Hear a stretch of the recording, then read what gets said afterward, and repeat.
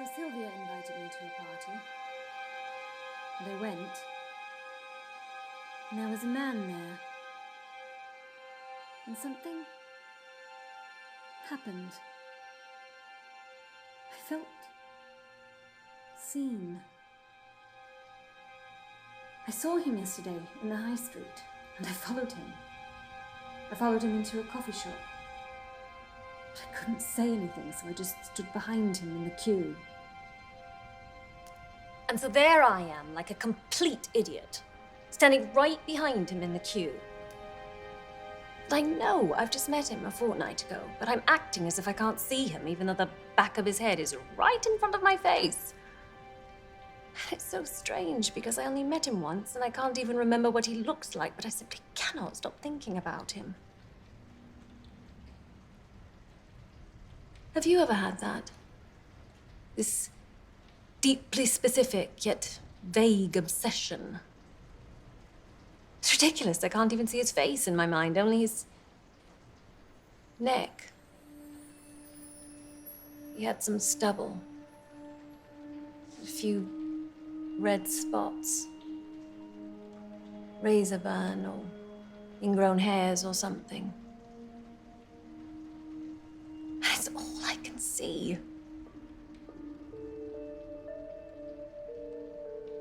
And the bizarre thing is, I love John.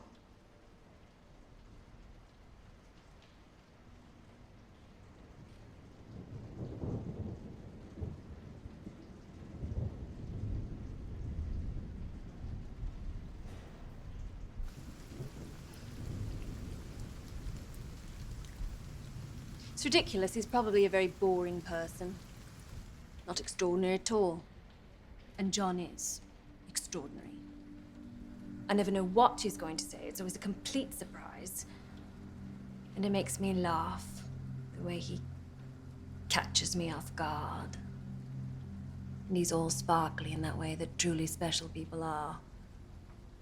Which is infuriating because I don't sparkle at all. And yet I cannot stop thinking about that man's neck.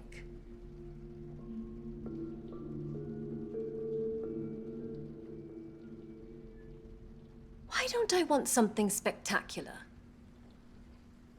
Why don't I want to win the Booker Prize, or discover something, or just be extraordinary? I try to dream big, or whatever it is they say. I try to fantasize. I mean, everyone fantasizes. That's what they say. I try it in bed.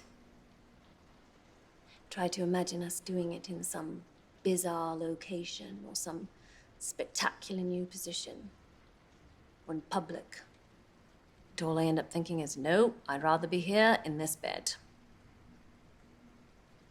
Try to imagine I'm doing it with a movie star or an old boyfriend or someone I always fancied but never got the chance to be with. But I get distracted. He pulls me back in, you see. John does. And I want to fantasize that I can just feel normal, but I end up paying attention, you see, to John and to us together, our bodies. It's so immediate. I can't go anywhere in my head.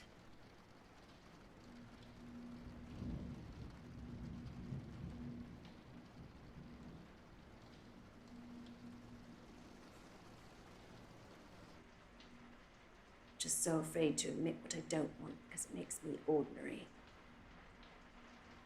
I don't like fantasizing. I like John. I like us.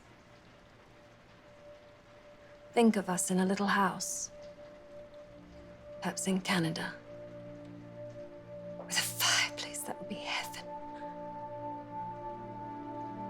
He's outside, chopping wood for the fire, and I'm in the kitchen, perhaps opening a bottle of wine.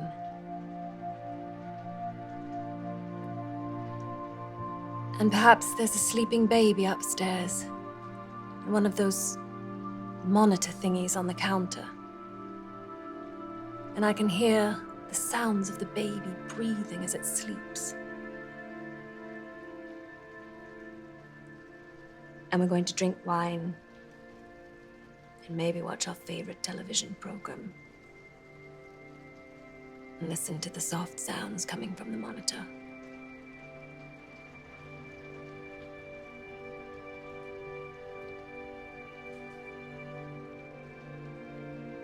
That sounds like heaven to me.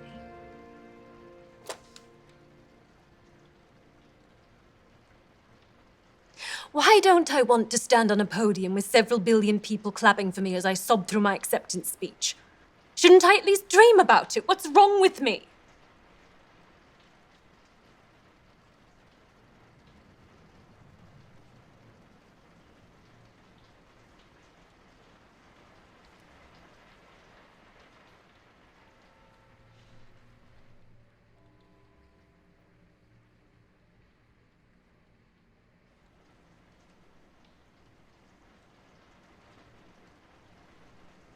Are you in there? I have to think you are. I have to assume it. Otherwise, this is all for nothing. You're probably screaming at me in your head, "Shut up, you stupid cow. Stop whining. Stop talking for one bloody minute." I would be. Screaming. I'd be trying to telepathically reach you with my mind.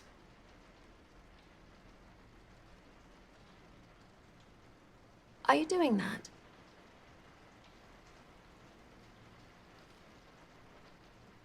I'm going to open my mind and try to hear you.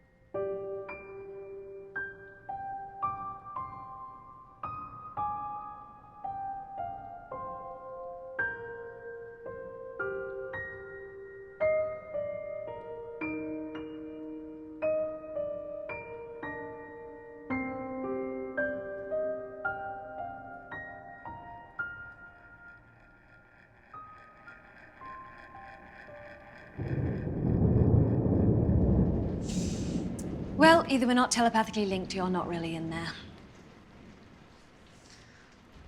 I hope you can't hear me. I hope you are in there. Somewhere. Lying on a beach. In Greece.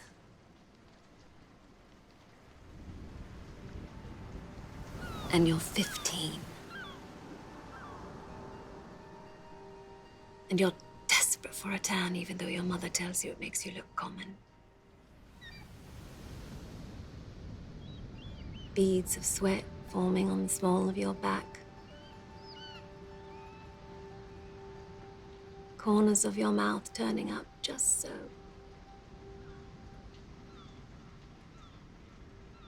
You're dreaming about a boy that you saw at the fishing tackle shop or on the rocks with his perfect white teenage teeth when he smiled at you.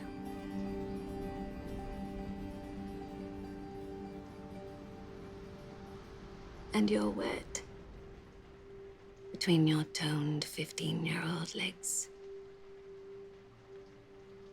Sun beating down on you as you imagine him.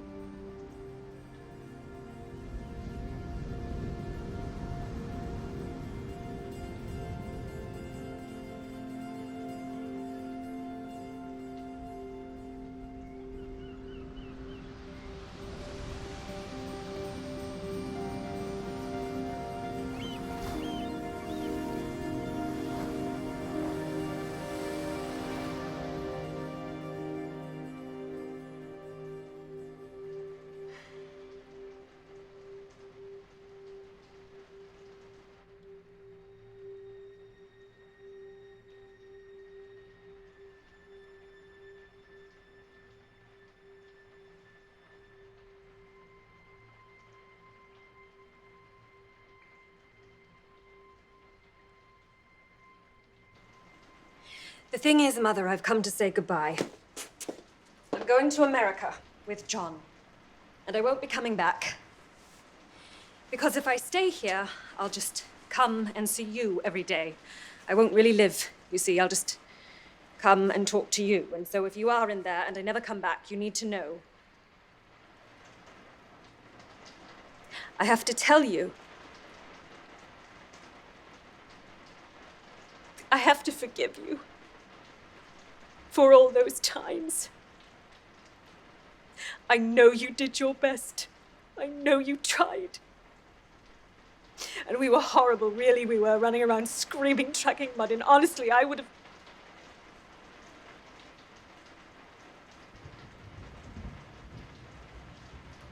No. I wouldn't. We weren't horrible. We were just children.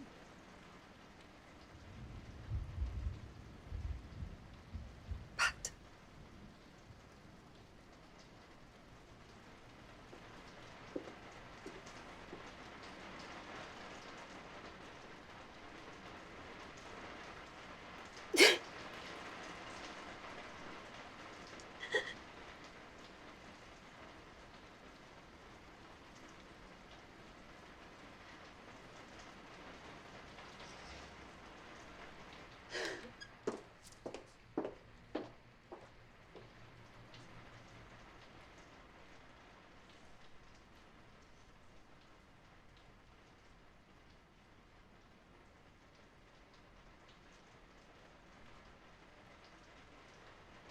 I'm so very sorry, Mother, for your life. I wish you could have been happy. I hope you are in there, somewhere where we don't exist, and you never had to do it alone, and you never had all...